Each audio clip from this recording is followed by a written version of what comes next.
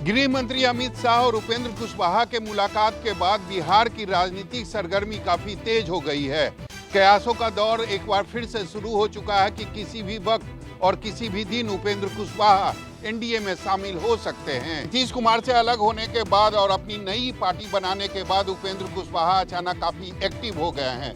दिल्ली में उन्होंने गृह मंत्री अमित शाह से मुलाकात की। हालांकि उस समय पूर्व प्रदेश अध्यक्ष संजय जायसवाल भी मौजूद थे। हालांकि यह जो मुलाकात है यह काफ़ी महत्वपूर्ण माना जा रहा है। मुलाकात के बाद उपेंद्र कुशवाहा ने यह भी कहा कि देखिए मुलाकात हुई है और बातें भी हुई है, लेकिन मैं समय पर इसका खुलासा करूंगा कि क्या बातें हुई है। 2024 के लिए बिसात बिछनी शुरू हो चुकी है। एक तरफ मुख्यमंत्री नीतीश कुमार सारे विपक्ष पार्टियों को एक मंच पर लाने की कोशिश कर रहे हैं, वहीं दूसरी तरफ गृह मंत्री अमित शाह बिहार में नीतीश विरोधी ताकतों को एकजुट करने की कोशिश में लगे हैं। क्या नाम है सनी के साथ सौरभ कुमार, पटना, न्यूज़ 24। पश्चिम बंगाल में अभिषेक बनर्जी पंचायत चुनाव के पहले एक नई योजना शुरू करने जा रहे हैं, जन सहयोग योजना। इस योजना के तहत अभिषेक बनर्जी पूरे पश्चिम बंगाल के जिले का करीबन 60 दिन दौरा करेंगे और कोलकाता में नहीं रहेंगे। पंचायत चुनाव के पहले अभिषेक बनर्जी लोगों से मिलेंगे। जिस तरह से देखें कि टीएमसी पार्टी के तमाम विधायक और यहाँ पे मंत्री नेताओं के ऊपर में ईडी और सीबीआई के जिस तरह से शिकंजा कसते जा रहा है, वहीं टीएमसी पार्टी के ऊपर भ्रष्टाचार का आरोप लग रहा है। इनको लेकर अभिषेक बनर्जी पंचायत में जाएंगे और वहां से लोगों से ये जानेंगे कि किस तरह की प्रक्रिया है और लोगों को कैसे टीएमसी पार्टी की तरफ से फायदा पहुंचाया जाए। तो कह सकते हैं कि अभिषेक बनर्जी पंचायत चुनाव के पहले एक नया फार्मूला लेकर आए हैं और जनता के बीच में जा रहे हैं और लोगों से वहां पे टीएमसी पार्टी के जिस तरह से वहां पे कौन से पंचायत चुनाव में उम्मीदवारों को खड़ा किया जाए, इन सब विषयों पे भी चर्चा करेंगे। कैमरामैन विनोद के साथ Manoj Pandey, news 24, Kolkata. Supreme court द्वारा मराठा आरक्षण को रद्द करने के फैसले पर पुनर्विचार से इंकार के बाद महाराष्ट्र सरकार की चिंता बढ़ गई है। महाराष्ट्र सरकार ने इस मुद्दे को लेकर एक महत्वपूर्ण बैठक बुलाई है, जिसमें मुख्यमंत्री एकनाथ शिंदे, उप मुख्यमंत्री देवेंद्र फडणवीस के अलावा मराठा आरक्षण उप समिति के सदस्य, जिसमें कई कैबिनेट मंत्री हैं जैसे चंद्रकांत पाटिल, दादा भूसे, ये सभी लोग शामिल होंगे। इसके अलावा महाराष्ट्र सरकार ने कानून के जानकारों को भी बुलाया है। मुख्यमंत्री ये जानने की कोशिश करेंगे कि सरकार की तरफ से कहां कमियां रह गई, जिसके कारण पुनर्विचार याचिका मंजूर नहीं हुई। इसके अलावा आगे क्या किया जा सकता है, इस पर भी विचार किया जाएगा। गौरतलब है कि 5 मई 2021 को सुप्रीम कोर्ट ने मराठा आरक्षण को रद्द कर दिया था, लेकिन महाराष्ट्र में मराठा आरक्षण को लेकर बहुत बड़ा आंदोलन भी हो चुका है और इसको लेकर सरकार की चिंता बढ़ी हुई है। तो विनोद के साथ इंद्रजीत सिंह, न्यूज़ 24, मुंबई। कुछ ही महीने में होने वाले मुंबई महानगर पालिका के चुनाव में पार्टी को नई ताकत देने के लिए आज मुंबई में राष्ट्रवादी कांग्रेस पार्टी के द्वारा कार्यकर्ता का एक दिन का प्रशिक्षण शिविर का आयोजन किया गया। इस कार्यक्रम का उद्घाटन प्रदेश अध्यक्ष जयंत पाटिल द्वारा वहां पर किया गया और इसके अलावा पार्टी के जो प्रमुख नेता है छगन भुजबल, प्रफुल्ल पटेल और अन्य जितेंद्र अवर, ऐसे कई नेताओं ने यहां पर कार्यकर्ताओं को मार्गदर्शन किया। शाम को एनसीपी सुप्रीमो शरद पवार अपने कार्यकर्ताओं को वहां पर मार्गदर्शन करने वाले हैं। कल इस कार्यक्रम की पत्रिका सामने आई थी। उस पत्रिका में एक चौंकाने वाली बात सामने आई थी कि यहाँ पर उस कार्यक्रम पत्रिका में अजित पवार का नाम यहाँ पर गायब था, जिसके बाद कई चर्चा हुई। इसके बाद आयोजकों ने बताया कि अजित पवार फिलहाल पुणे में हैं और उनके तय कार्यक्रम है, जिसके चलते वो वहाँ पर नहीं आ पाएंगे। फिलहाल पार्टी में ये चर्चा है कि अजित पवार पार्टी छोड़ेंगे या फिर पार्टी में रहेंगे। हालांकि अजित पवार ने कहा है कि वो पार्टी नहीं छोड़ेंगे, लेकिन कहा यह जा रहा है कि महाराष्ट्र में कुछ भी हो सकता है और यहाँ पर पार्टी के अंदर फिलहाल वर्चस्व की लड़ाई यहाँ पर देखने को मिल रही है। कैमरामैन अंचल सिंह के साथ विनोद जगदाले, न्यूज़ 24, मुंबई।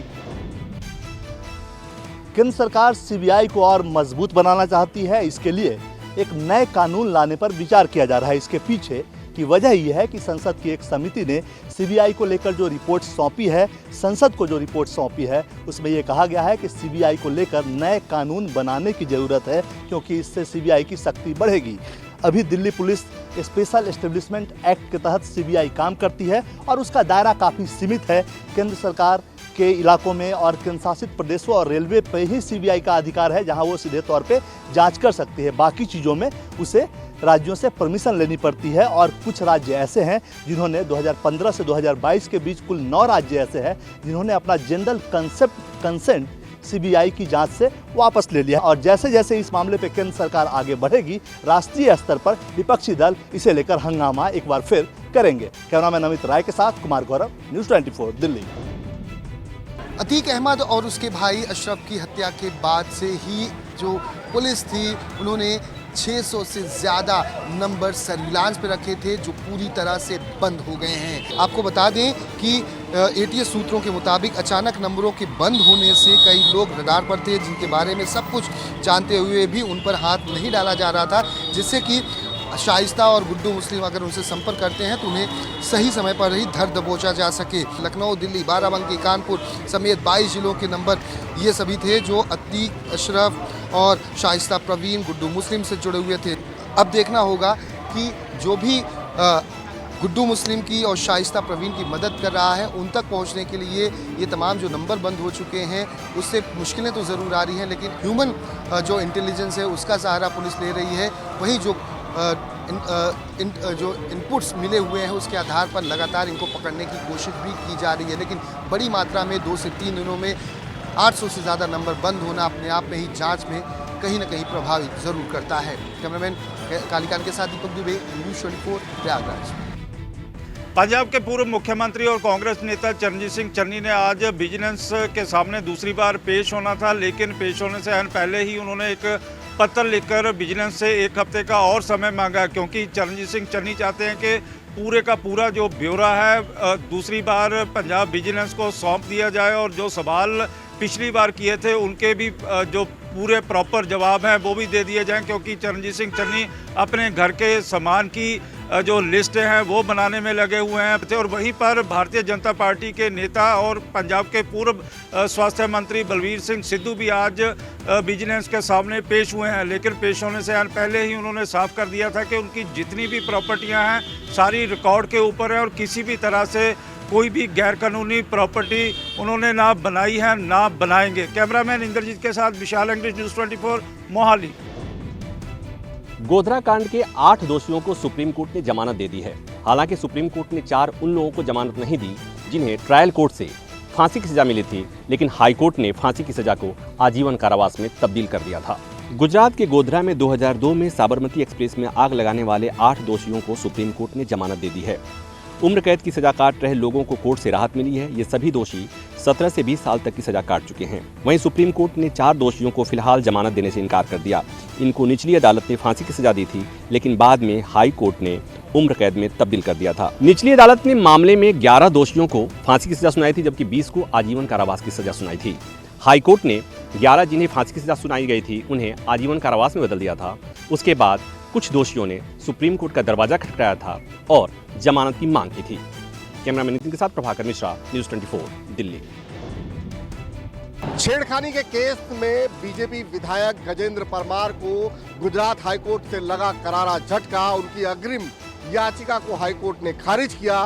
राजस्थान पुलिस कभी भी उन्हें कर सकती है गिरफ्तार। गुजरात हाईकोर्ट ने अपराध की प्रकृति को देखते हुए परमार की अग्रिम जमानत की अर्जी खारिज कर दी है। 2 साल पुराने मामले में गजेंद्र सिंह परमार के खिलाफ राजस्थान कोर्ट के आदेश पर मामला दर्ज किया गया था। इस मामले में गजेंद्र सिंह परमार के अलावा 3 अन्य लोगों के खिलाफ मामला दर्ज किया गया है। राजस्थान में खुद के खिलाफ मामला दर्ज होने के बाद 35 से बीजेपी के विधायक गजेंद्र सिंह परमार ने हाईकोर्ट में अग्रिम जमानत याचिका की अर्जी लगाई थी, जिसे कोर्ट ने खारिज कर दिया। गजेंद्र सिंह परमार पर आरोप है कि 1 नवंबर 2020 को महिला से संपर्क के बाद 10 नवंबर को जैसलमेर घूमने गए थे। इसी दौरान उन्होंने महिला के साथ मौजूद लड़की से कार में छेड़खानी की थी। पीड़िता ने पहले अहमदाबाद में केस दर्ज कराया, लेकिन कोई कार्रवाई नहीं हुई। इसके बाद कोर्ट के आदेश पर सिरोही जिले की आबू रोड सदर थाने में इस मामले की शिकायत दर्ज की गई है। फिलहाल कोर्ट द्वारा अग्रिम जमानत याचिका ठुकराए जाने के बाद गजेंद्र सिंह परमार पर अब गिरफ्तारी की तलवार लटक रही है। कैमरामैन प्रभात के साथ भूपेंद्र सिंह, अहमदाबाद, न्यूज़ 24। माफिया मुख्तार अंसारी की पत्नी अफसा अंसारी के खिलाफ लुकआउट नोटिस जारी किया गया है। पुलिस का दावा है कि मुख्तार अंसारी साल 2005 से जेल में है। अब मुख्तार की जगह उसकी बीवी अफसा अंसारी मुख्तार का आर्थिक साम्राज्य चलाती है, उसका संचालन करती है। जानकारी के मुताबिक अफसा ने 2 फर्में बनाई है, एक गाजीपुर और दूसरी मऊ में। विकास कंस्ट्रक्शन नाम से ये फर्में बनाई गई हैं। इस फर्म के लिए जो जमीन खरीदी गई है वो अनुसूचित जनजाति के लोगों से नियम विरुद्ध खरीदी गई है। राजस्व विभाग ने इसकी जांच की और बाद में इनके खिलाफ गैंगस्टर एक्ट के तहत मुकदमा भी लिखाया गया है, जिसमें अफसर के अलावा सहजील रजा, अनवर शहजाद भी शामिल हैं। अभी तक अफसर ने ना तो सरेंडर किया है और ना ही पकड़ी गई है। पुलिस का ये भी कहना है कि इनकी तलाश में छापेमारी की जा रही है, वो कहीं विदेश न भाग जाएं, इसलिए लुकआउट नोटिस जारी किया गया है। पुलिस को इस बात की आशंका है कि अफसा अंसारी विदेश भाग सकती है, लिहाजा बॉर्डर एरिया में सख्ती और बढ़ाई गई है। कैमरा पर्सन धर्मेंद्र साहू के साथ अशोक तिवारी, लखनऊ, न्यूज़ 24। 25 अप्रैल को बिहार के मुख्यमंत्री नीतीश कुमार बंगाल के दौरे पर होंगे, जहां उनकी मुलाकात बंगाल के मुख्यमंत्री ममता बनर्जी से होगी। ममता बनर्जी और नीतीश कुमार की होने वाली यह मुलाकात बेहद अहम मानी जा रही है।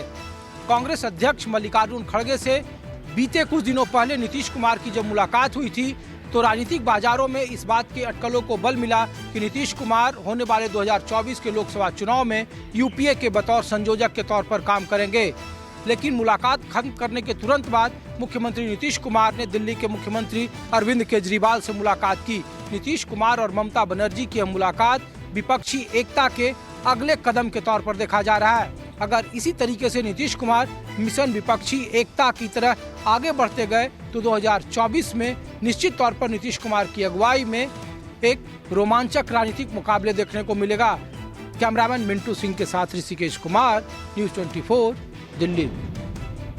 दुनिया के सबसे ताकतवर रॉकेट के लॉन्च ऑफ के 4 मिनट बाद ही गल्फ ऑफ मेक्सिको से 30 किलोमीटर दूर ऊपर एक्सप्लोड हो गया। आपको हम बताएं कि करीब 7 बजे टेक्सास के बोका चिका से लॉन्च किया गया था। ये स्टारशिप का पहला ऑर्बिटल टेस्ट था। लॉन्चिंग इसलिए अहम थी क्योंकि ये स्पेसशिप ही इंसानों को इंटरप्लेनेटरी बनाएगा, यानी इसकी मदद से पहली बार कोई इंसान पृथ्वी के अलावा किसी दूसरे ग्रह पर कदम रखेगा। इलॉन मस्क साल 2029 तक इंसानों को मंगल ग्रह पर पहुंचाकर वहां कॉलोनी बसाना चाहते हैं। स्पेसशिप इंसानों को दुनिया के किसी भी कोने में 1 घंटे से कम समय में पहुंचाने में भी सक्षम होगा, ऐसा दावा किया जा रहा है। इसके अलावा इंसानों को चंद्रमा पर पहुंचाने के नासा के मिशन में भी स्टारशिप लैंडर का काम करेगा। इलॉन मस्क का प्लान स्टारशिप का इस्तेमाल स्पेस टूरिज्म के लिए भी है। बहरहाल जिस तरीके से ये लॉन्चिंग हुई, बेशक ये एक्सप्लोड कर गया, लेकिन ये कहा जा रहा है कि इसका लॉन्च भी कहीं न कहीं महत्वपूर्ण था और एक ब्रेक थ्रू दिखाई पड़ रहा है। कैमरा पर्सन विजय कुमार के साथ पल्लवी झा, दिल्ली, न्यूज़ 24। बिहार में साइबर क्राइम के बढ़ते मामलों को देखते हुए सरकार ने एक बड़ा फैसला लिया है। अब बिहार के रेल जिला सहित सभी जिलों में 44 साइबर थाने खोले जाएंगे और इसके लिए अलग से पद सृजित किया गया है। हाल के दिनों में बिहार में लगातार साइबर क्राइम के मामले बढ़े हैं और बताया जा रहा है कि 2018 से लेकर अब तक करीब 300% साइबर क्राइम के मामलों में वृद्धि हुई है। एक डाटा के अनुसार बिहार में फिलहाल 2018 में जहां साइबर क्राइम के महज 357 मामले दर्ज हुए थे, वहीं बिहार के हर जिले में साइबर फ्रॉड के केस दर्ज हो रहा है। साल 2021 में साइबर फ्रॉड के 1413 मामले सामने आए थे, जबकि 3 साल के आंकड़ों को देखें तो बिहार में साइबर क्राइम की घटनाओं में 300% की बढ़ोतरी हुई है। इन्हीं मामलों को देखते हुए अब सरकार ने निर्णय लिया है कि सभी जिलों में अलग से साइबर क्राइम यूनिट बनाई जाएगी। इससे पहले यूनिट बनाया गया था, लेकिन अब साइबर क्राइम के थाने खोले जाएंगे और इसके लिए अलग से 600 पद सृजित किए गए हैं, जिनमें 66 DSP के पद हैं।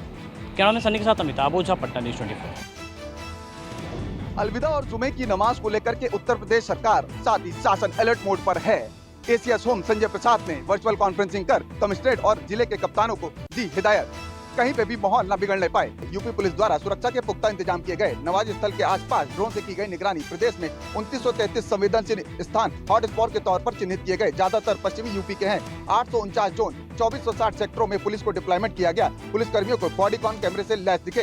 प्रदेश में 249 कंपनियां PSC, 1795 QRT टीम, 7000 ट्रेनिंग दरोगा, 880 UP, 112 PRV की ड्यूटी लगाई गई। आपको बता दें, कल ईद का त्योहार है। शासन और प्रशासन अलर्ट मोड पर है। कोई चूक न हो, इसको लेकर के जिले के कप्तान और कमिश्नर सड़कों पर गश्त लगा रहे हैं। साथ ही भीड़ भाड़ वाली जगह पर अनाउंसमेंट भी किया जा रहा है। फिलहाल लखनऊ की टीले वाली मस्जिद पर जुमे और अलविदा की नमाज अदा करी गई। इसके बाद नवाजी शांतिपूर्ण तरीके से अपने अपने घरों को निकल गए। सुरक्षा की चाक चौबंद में व्यवस्था थी। कैमरा पर्सन धर्मेंद्र साहू के साथ मनोज पांडे, लखनऊ, न्यूज़ 24।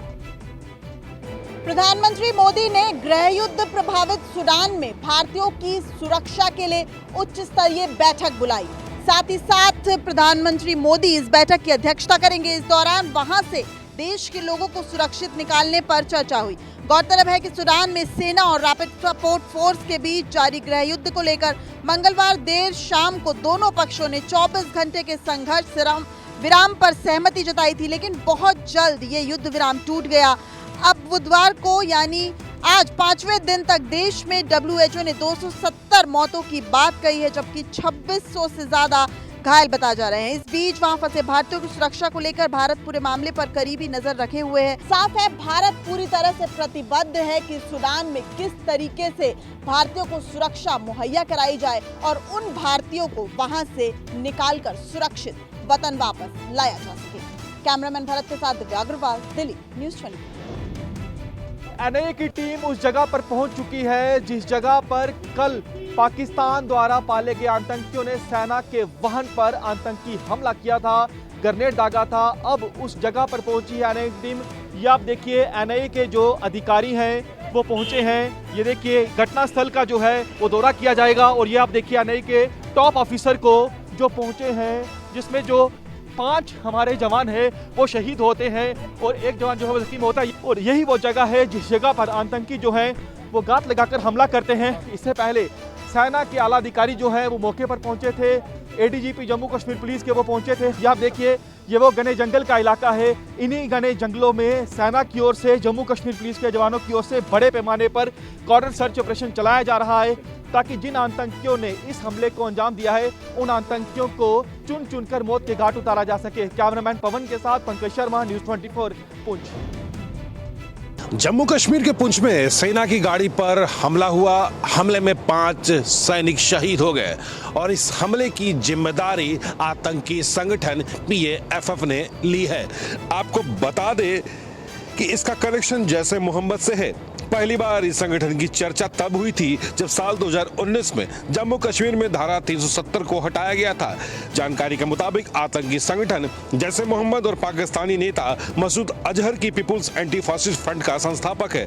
इस संगठन में POK और कश्मीर में ऑपरेशन की जिम्मेदारी मुफ्ती असगर कश्मीरी को दी गई है। मसूद अजहर का दूसरा भाई मुफ्ती अब्दुल रऊफ संगठन से जुड़े सभी ऑपरेशन का हेड है। वही मोहम्मद हसन प्रवक्ता और भाई मौलाना तलफा सैफ को विंग का हेड बनाया गया है। यह संगठन साल 2019 में तेजी से उभरा और फिर एक के बाद आतंकी घटनाओं को अंजाम देने लगा। आपको बता दें कि कश्मीर से धारा 370 हटने के बाद यह संगठन और भी ज्यादा सक्रिय हुआ है। हालांकि इस संगठन के कई आतंकी को पकड़ा गया है, लेकिन अब सेना पूरी तरह से अभियान चला रही है। ये दावा किया जा रहा है कि जल्द इस संगठन का नामो निशान मिटा दिया जाएगा। कैमरा पर्सन राणा अविनाश के साथ पवन मिश्रा, न्यूज़ 24 दिल्ली। पंजाब सरकार द्वारा लोगों को सस्ती कीमत पर रेत उपलब्ध कराने को लेकर आज पंजाब के मोगा में और नए साइट जो हैं वो खुले हैं। पंजाब के मुख्यमंत्री भगवंत मान ने आज 20 नए सार्वजनिक खदान लोगों को समर्पित किए। इन खदानों से 5 रुपये 50 पैसे प्रति क्यूबिक फुट के भाव से रेत मिलेंगे। ये खदान राज्य के 5 जिलों में खोले गए हैं, जिसमें मोगा में 5 खदानें, होशियारपुर में 4 खदान, लुधियाना में 4 खदान, SAS नगर में 3 खदानें, फिरोजपुर में 4 खदानें नए खोले गए हैं। जिसके बाद पूरे पंजाब में अब कुल 55 खदान हो गए हैं। इसके अलावा एक नया ऐप भी बनाया गया है, जिसके जरिए लोग ये देख सकेंगे कि उनके आसपास कितने खदानें हैं और ऑनलाइन भुगतान भी इससे किया जा सकता है। भगवंत मान ने कहा कि पिछली सरकारों ने जिस तरह से माफिया राज था उसको खत्म करने से न सिर्फ लोगों को फायदा हो रहा है बल्कि पंजाब के राजस्व में भी फायदा हो रहा है। चंडीगढ़ से कैमरा पर्सन इंद्रजीत के साथ अमित पांडे, न्यूज़ 24। सिंगर और रैपर बादशाह के सनक एल्बम में गाने को लेकर विवाद छिड़ गया है, जिस गाने में अश्लीलता के साथ साथ भगवान भोलेनाथ का नाम लिया है और इसी को लेकर महाकाल मंदिर के पुजारी साधु संतों ने इसका विरोध किया है और इस गाने से जो आपत्तिजनक गाना है उसे बताते हुए उसमें से भगवान शिव का नाम हटाने की मांग की है, साथ ही माफी मांगने की बात भी कही है। आपको बता दें, इस पूरे मामले में जहां साधु संत विरोध कर रहे हैं, मंदिर के पुजारी विरोध कर रहे हैं, तो वहीं इंदौर में भी धार्मिक संगठन है, जो हिंदू संगठन है, उनका इसका विरोध कर रहे हैं और उन्होंने भी जो बादशाह का पुतला जलाया है, साथ ही इस पूरे मामले में एफआईआर करने की मांग की है। आपको बता दें कि बादशाह का नया जो एल्बम है सनक, वो एल्बम लॉन्च हुआ है और उसका जो गाना है काफ़ी पॉपुलर हो रहा है, जिस गाने में जो हिंदू संगठन बताते हैं कि अश्लीलता का प्रयोग किया गया है, साथ ही भगवान भोलेनाथ का नाम लिया गया है उसी गाने में। इसी को लेकर मध्य प्रदेश में विरोध शुरू हो चुका है। कैमरा पर्सन कमलेश व्यास के साथ विपिन श्रीवास्तव, न्यूज़ 24 मध्य प्रदेश। भीषण गर्मी के बीच महाराष्ट्र में स्कूलों को बंद कर दिया गया है गर्मी की छुट्टी के लिए। इसे लेकर गुरुवार के दिन महाराष्ट्र सरकार ने एक आदेश निकाला। आदेश के मुताबिक शुक्रवार यानी 21 अप्रैल से स्कूलों को गर्मी की छुट्टी के लिए बंद कर दिया गया है। अब ये स्कूल सीधे 14 जून 2023 को खुलेंगे, सिवाय विदर्भ इलाके के स्कूल को। विदर्भ में स्कूल 30 जून को खुलेंगे। आपको बता दें कि महाराष्ट्र में इन दिनों काफ़ी गर्मी पड़ रही है। इसको लेकर महाराष्ट्र सरकार एक्शन में आ चुकी है और महाराष्ट्र सरकार ने एक आदेश और भी निकाला है कि खुले जगहों पर 12 से 5 बजे के बीच किसी भी तरीके का कार्यक्रम नहीं किया जाएगा। स्कूल के बच्चों को लेकर सरकार किसी भी तरीके का कोई भी लापरवाही बरतना नहीं चाहती थी, इसलिए गर्मी की छुट्टियों को प्रीपोन कर दिया गया है। हालांकि ये फैसला राज्य के स्कूलों को ही लागू होगा। सीबीएसई और आईसीएसई बोर्ड के जो स्कूल है वो अपने तौर पर फैसला ले सकते हैं, लेकिन जिस तरीके से गर्मी का आलम है उससे कयास ये लगाया जा रहा है कि सीबीएसई और आईसीएसई बोर्ड के स्कूलों को भी प्रीपोन करके गर्मी की छुट्टियां दे दी जाएगी। कैमरा पर्सन राजेंद्र सिंह के साथ अंकुश जायसवाल, न्यूज़ 24 मुंबई। 30 एकड़ से भी ज्यादा विशाल मैदान पर फैला हुआ डल झील के किनारे जबरवन की ऊंची खूबसूरत पहाड़ियों के बिल्कुल दामन में ये श्रीनगर में स्थित एशिया का सबसे बड़ा टूलिप गार्डन है। इस वर्ष यहाँ जो पर्यटक विजिटर्स टूलिप गार्डन में खूबसूरत रंग बिरंगे टूलिप फूलों का आनंद लेने के लिए पहुंचे, उस तादाद ने पिछले सारे रिकॉर्ड यहाँ पर तोड़ दिए हैं। 3,60,000 से भी अधिक पर्यटक और सैलानी इस वर्ष टूलिप गार्डन को देखने के लिए यहाँ पर पहुंचे। अब जो है आज से यानी 21 अप्रैल से इस टूलिप गार्डन को अब पर्यटकों के लिए, विजिटर्स के लिए, सैलानी के लिए बंद कर दिया गया है और इस वर्ष इस टूलिप गार्डन में पर्यटकों की इतनी बड़ी तादाद से अंदाजा लगाया जा सकता है कि कश्मीर के हालात में कितना बड़ा बदलाव आया है और पर्यटक कितनी बड़ी तादाद में घाटी पहुंच रहे हैं। कैमरामैन जुबैर रशीद के साथ आसिफ साहब, टूलिप गार्डन श्रीनगर, न्यूज़ 24